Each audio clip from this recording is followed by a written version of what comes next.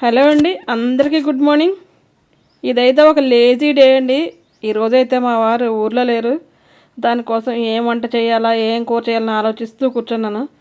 ఒక మంచి కర్రీ అయితే నా మైండ్లోకి వచ్చిందండి. ఈ కర్రీ అయితే మాత్రం మా వారికి అయితే పెద్దగా ఇష్టం ఉండదు, కానీ నాకు మా మామగారికి చాలా ఇష్టం అనమాట. దానికోసం ఆయన ఊర్లో లేనప్పుడు అయితే ఈ కర్రీ చేసుకుంటూ ఉంటాము. అదేం కర్రీ చెప్తాను చూడండి. ఫస్ట్ అయితే బాండీ పెట్టుకోవాలి.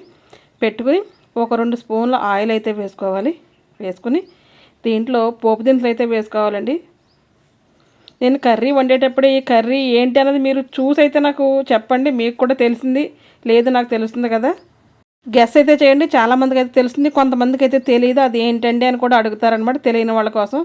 ఫస్ట్లో అయితే నాకు కూడా తెలిసేది కదా ఏంటి దీంతో కర్రీ కూడా చేస్తారని. ఆయిల్ అయితే వేడైన తర్వాత కొద్దిగా ఆవాలు, అలాగే కొంచెం జీలకర్ర వేసుకుని చిటపట్లు ఆడనివ్వాలండి. జీలకర్ర ఆవాలు ఎంత బాగా ఫ్రై అయితే కర్రీ అంత బాగుంటుంది. అలాగే కొద్దిగా పచ్చి శనగపప్పు వేసి కొన్ని వెల్లుల్లి రబ్బలు అయితే ఒలిచి పెట్టుకోవాలి. ఇలా వెల్లుల్లి ఎన్ని వేస్తే అంత టేస్ట్గా అయితే ఉంటుందండి కర్రీ. వెల్లుల్లి రబ్బలు కూడా వేసుకుని కొద్దిగా కరివేపాకు. ఏంటో ఈ మధ్యన మా కరివేపాకు చెట్టు సరిగ్గా కరివేపాకు కాయట్లేదండి, చిన్న చిన్నగా అయితే ఉంటుంది. అదే తెచ్చి ఫ్రెష్గా ఏ రోజు ఆ రోజు తీసుకొచ్చి కడిగైతే వేస్తూ ఉంటున్నాను. అలాగే 2 ఎండుమిర్చి కట్ చేసి వేసుకుని చక్కగా ఫ్రై అయితే చేసుకోవాలండి. మంచిగా గోల్డెన్ బ్రౌన్ కలర్ వచ్చే వరకు మంచి ఫ్లేవర్ అయితే వస్తుంది అనమాట. ఫ్రై అయ్యేటప్పుడు అప్పటి వరకు అయితే చక్కగా మనం ఫ్రై అయితే చేసుకోవాలి. చాలామంది చక్కగా అని మీరు ఎక్కువగా అంటున్నారు అక్క అంటున్నారు. అదైతే నా ఊతపదం అండి. ఎక్కువగా చక్కగా చేసుకోవాలంటూ ఉంటాను. అది ఎప్పటికప్పుడు పొమ్మంటే పోదు కదా. అదైతే బాగా వేపిన తర్వాత చూసారా మంచిగా కలర్ అయితే వచ్చింది కదా. ఇలా అయితే వేపిన తర్వాత కొన్ని ఆనియన్స్ అయితే వేసుకోవాలన్నప్పుడు ఆనియన్స్ చిన్న చిన్న ముక్కల కింద అయితే కట్ చేసి పెట్టుకోవాలి. పోపు వేగితేనే కర్రీ టేస్ట్ బాగుంటుందండి. పప్పుకి కానీ రసం కానీ కూరలకు కానీ పోపు బాగా ఫ్రై అయితేనే చాలా అంటే చాలా బాగుంటుంది.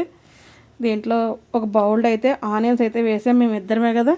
ఈరోజు ఈ కర్రీ చేశాను కదా, ఈ కర్రీకి మా వారు లేరన్నమాట, కానీ ఈ కర్రీకి ఇంకొకళ్ళు అయితే తోడయ్యారండి. మాకు సరిపోనే లేదు. కొద్దిగా ఆనియన్స్ కొద్దిగా పచ్చిమిర్చి వేసి బాగా అయితే ఫ్రై చేసుకోవాలి. మా వారు లేరు కదని మామయ్య గారికి నాకైనా కర్రీ చేసుకుంటే ఈ లోపల పొలంలో ఎవరో పని చేయడానికి వచ్చారు, వాళ్ళకైతే క్యారీర్ పెట్టాను. మా మామయ్య గారు అప్పటికప్పుడు వచ్చి చెప్పారు వాళ్ళ కోసం అయితే కంపల్సరీగా పప్పు అయితే చేయాలండి. కానీ ఆ రోజు మేము ఇద్దరమే కదా అని పప్పు చేసుకోలేదు. మా వారు లేకపోతే పప్పు అది చేయను అనమాట నేను. ఆయన ఉంటే ప్రతిరోజు చేయాలి. ఈ లోపల కర్రీలో అయితే మాత్రం కొద్దిగా పసుపు కొంచెం సాల్ట్ వేసుకొని చక్కగా ఆనియన్స్ పచ్చిమిర్చి ఫ్రై చేసుకోవాలి. అప్పటికప్పుడు క్యారియర్ పెట్టాను, వచ్చారు కదా పప్పు చేయలేదంటే నువ్వు ఏ కూర ఉంటే ఆ కూరతోనే వేసి పెట్టు అన్నారు. అంటే అప్పుడు అది వేసి పెట్టాను. పొలానికి పట్టుకెళ్తే ఆ అబ్బాయి కూడా ఈ కర్రీ ఏంటి చాలా టేస్ట్గా ఉంది, వెరైటీగా ఉంది ఏంటని కూడా అడిగాడంటే ఆ విషయం ఇంటికి వచ్చి చెప్పారనమాట. ఎందుకంటే పొలానికి క్యారీర్లు పెడితే కర్రీస్ అయితే ఎక్కువ పడతాయి, ఇంటి దగ్గర అయితే కొద్దిగా ఉన్నా కూడా సరిపోతుంది మనకి. దీంట్లోనే ఒక టమాటా చిన్న చిన్న పీసుకుని అయితే కట్ చేసుకుని వేసుకుని ఇది కూడా బాగా వేపుకోవాలి. మాది ఎక్కువగా పొలానికి క్యారీర్లు అయ్యి ఉంటూ ఉంటాయండి. అప్పుడు కొద్దిగా కూరలు అవి కూడా ఎక్కువగా చేయడం, పప్పు చేయడం అలా చేస్తూ ఉంటాను. అవన్నీ ఏమీ లేనప్పుడు అయితే సింపుల్గా అయితే చేస్తాను, ఎందుకంటే ఎక్కువ చేసినా మిగిలిపోతూ ఉంటుంది.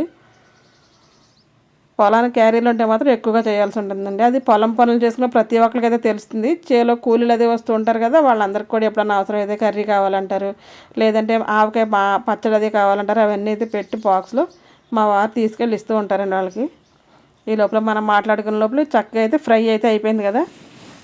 కర్రీని ఏం చెప్పట్లేదు ఏంటన్నది, ఆనియన్స్ పచ్చిమిర్చి టమాటా వేసారు కదా, ఏం కర్రీ అనుకుంటారా, చూసేయండి మీకు కూడా అర్థమైపోతుంది. ఇది బాగా ఇలా నూనె తేలే వరకు అయితే మాత్రం మనం ఫ్రై అయితే చేసుకోవాలండి. కొద్దిగా వేసినా సరే చక్కగా ఫ్రై చేసుకుంటే ఆయిల్ అయితే పైకి వచ్చేస్తుంది. కొంచెం చింతపండు అయితే వేస్తున్నాను. చింతపండు పేస్ట్ అయితే ఉందండి నా దగ్గర, అది వేస్తున్నాను. పేస్ట్ లేని వాళ్ళు కొద్దిగా చింతపండు చిన్న చిన్న పేస్ట్ కింద కట్ చేసి అయితే వేసుకోవచ్చు. వేసుకుంటే పుల్ల పుల్లగా కారం కారంగా ఉప్పు ఉప్పుగా చాలా బాగుంటుందండి ఇది. పులుపు ఇష్టం లేనట్టయితే చింతపండు అయితే స్కిప్ చేసేయచ్చు. నాకు పులుపు అంటే ఇష్టం కాబట్టి నేను చింతపండు అయితే కొద్దిగా వేసాను. ఎంత టమాటా వేసినా సరే చింతపండు వేస్తే ఆ టేస్టే వేరుగా అయితే ఉంటుంది. ఇలా వేగిన తర్వాత కొంచెం కారం కూడా వేసుకోవాలి.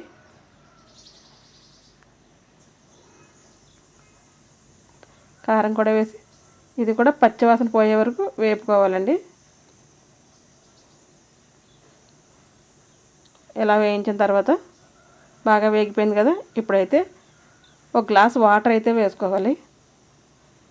ఏంటి ఉల్లిపాయ పచ్చిమిర్చి టమాటా కర్రీకి ఇంత స్టోరీ చెప్తున్నారు మీరు. గ్లాస్ వాటర్ వేసి దగ్గరికి వేసి ఉడకబెట్టేయడమే కదా అనుకోవచ్చు మీరు. కాదండి, దగ్గరికి వేసి ఉడకబెట్టేటప్పుడే దీంట్లో ఒక ఇంగ్రీడియంట్ అయితే వేస్తాను. ఆ ఇంగ్రీడియంట్ నేమ్ ఏంటన్నది మీరు ఎవరైనా అయితే గెస్ట్ చేసి చెప్పండి. ఈ లోపలనే మీరు వీడియో చూస్తున్నారు కాబట్టి. ఈ వీడియో మొత్తం చూసిన తర్వాత ఈ కర్రీకి ఏ నేమ్ అయితే పెడతారు మీరు, మీ సైడ్ అయితే దీన్ని ఏ పేరుతో అయితే పిలుస్తారనేది నాకు కమెంట్ బాక్స్లో కమెంట్ చేయండి. నేను తమ్నైల్లో కూడా కర్రీ నేమ్ ఏంటన్నది అయితే అసలు పెట్టను అనమాట. మీరు గెస్ట్ చేసి చెప్పండి నాకు. ఎంతమంది అయితే కరెక్ట్గా చెప్తారో చూస్తాను. అలాగే ఒక్కొక్క సైడ్ ఒక్కొక్క రకంగా అయితే పిలుస్తారండి దీన్ని. కొంతమంది ఒక రకంగా, కొంతమంది ఒక రకంగా పిలుస్తారు. కొన్ని సైడ్స్ అయితే ఈ కర్రీ వాళ్ళకి తెలియదు అనమాట. ఇప్పుడైతే వాటర్ అయితే ఇలా మరిగిపోతుంది కదా, ఇలా మరిగేటప్పుడు ఒక పౌడర్ అయితే వేస్తానండి నేను. ఈ పౌడర్ ఏంటో తెలిస్తే మీకు కర్రీ నేమ్ అయితే పూర్తిగా తెలిసిపోతుంది. తెలిసిన వాళ్ళు ఎవరైనా ఫస్ట్ ఎవరైతే కమెంట్ పెడతారో చూస్తాను నేను. ఇదైతే నేను ఫ్రిడ్జ్లో అయితే స్టోర్ చేసిన, ఇదైతే మా అక్క ఆంధ్రా నుంచి అయితే పంపిందండి. ఇదైతే ఒక 2 స్పూన్లు వేసి కలిపేయాలి. నేను కొద్దిగా కర్రీ చేస్తున్నాను కాబట్టి 2 స్పూన్లు అయితే వేస్తున్నాను. కొద్దిగా పలచగా అనిపిస్తే ఇంకో స్పూన్ వేయచ్చు, అందుకే మరొకటి అయితే వేస్తున్నాను. వేసి ఇదంతా బాగా కలుపుకోవాలి. వాటర్ కనుక ఎక్కువ వేస్తే మనం పౌడర్ అయితే కొంచెం ఎక్కువ వేయాలి. నేను 2 వేస్తే సరిపోతున్నాను, కానీ సరిపోలేదు. దానికోసం ఇంకొకటి అయితే వేసాను అనమాట. ఇది ఎగ్ బుర్జీలాగా అయితే ఉడికిపోతుందండి. దగ్గరికి మనం కోడిగుడ్డు పుల్టా అంటారు కదా, అలా అయితే ఉడికిపోతుంది అనమాట. మనం మొత్తం అంతా బాగా కలిపేసుకుని మూత అయితే పెట్టేసుకోవాలి. ఆయిల్ చూసారు ఎలా రిలీజ్ అవుతుందో. ఇప్పుడు నేను వేసిన పౌడర్ వల్ల కూడా ఆయిల్ అయితే రిలీజ్ అవుతుంది. దానికోసం కర్రీలో కొద్దిగా ఆయిల్ తక్కువ అయితే వేసుకోవాలి. ఇప్పుడు మూత పెట్టేసి సిమ్లో అయితే పెట్టి ఉంచాలని, హైలో ఉంచితే కనుక మాడిపోతుంది అనమాట. మూత పెట్టేప్పుడు సిమ్లో అయితే పెట్టేసి మనం మధ్య మధ్యలో ఇలా కలుపుకుంటూ ఉండాలి. ఇది రైస్లోకి, పుల్కా, చపాతీ, పరోటా అన్నిట్లో కూడా చాలా బాగుంటుంది. రోటీస్ కూడా చాలా బాగుంటుంది కాంబినేషన్లో. ఇది ఒక్కసారి చేసుకుని ట్రై చేసి చూడండి మీరు. చాలా టేస్టీగా అయితే ఉంటుందన్నమాట. ఏంటండి కర్రీ నేమ్ చెప్పకుండా తినండి, చెయ్యండి, వండండి అంటున్నారనా? ఈ వీడియో స్పెషల్గా చేద్దామని అయితే మాత్రం కర్రీ నేమ్ చెప్పలేదు. ఆల్రెడీ మీ అందరూ గెస్ట్ చేస్తుంటారు, మీ అందరికీ తెలిసే ఉంటుంది. ఇది దగ్గరికి అయిపోయింది కదా ఇలాగా. ఇంకా కొద్దిగా వాటర్ లేకుండా అయిపోవాలండి. ఇలా కొద్దిగా లూజ్గా ఉన్నా సరే మనకి చల్లారేటప్పుడు టైట్గా అయితే అయిపోతుంది. ఈ కర్రీ అయితే కొద్దిగా వేడివేడిగా తింటే చాలా బాగుంటుంది అనమాట. చూసారు అలా పక్కంటే దాంట్లో వాటర్ అయితే రిలీజ్ అవుతుంది కదా. ఇప్పుడైతే మనం స్టవ్ అయితే బంద్ చేసేయాలి. కొద్దిగా చేసిన మళ్ళీ ఇంకా టేస్ట్గా అనిపించింది అనమాట అండి. ఇది బాలింతరాలో పచ్చిం పెడతారు కదా, పచ్చానికి కూడా పిల్లలు పుట్టినప్పుడు అటువంటి వాళ్ళకి కూడా చాలా ఇదిగా పెడతారండి. ఇది తినడం వల్ల పాలు కూడా బాగా పడతాయి అనమాట మదర్కి. ఇప్పుడు మీకు తెలిసిపోయిందని అనుకుంటున్నాను నేను. చూసారు ఎగ్ బుర్జీలాగా అయితే ఉంది కదా. ఈ రోజుకి ఇదేనండి వీడియో. మరొక వీడియోతో మళ్ళీ కలుద్దాం. అప్పటి వరకు ఉంటాను. బాయ్ అండి.